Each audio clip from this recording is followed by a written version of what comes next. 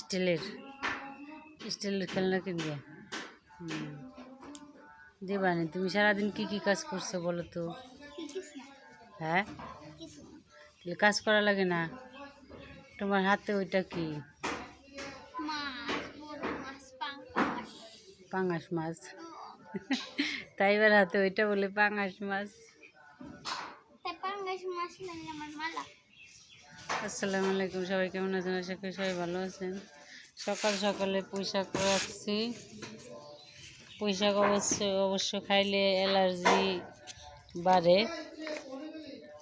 এখন তারপরেও খাবো না আমি, কারণ অনেক কষ্ট হয়, সাথে সাথে খাইলে পরে সমস্যা হয়।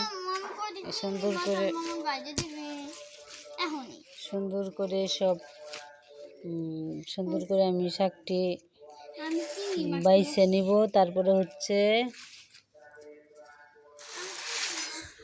রান্না করব।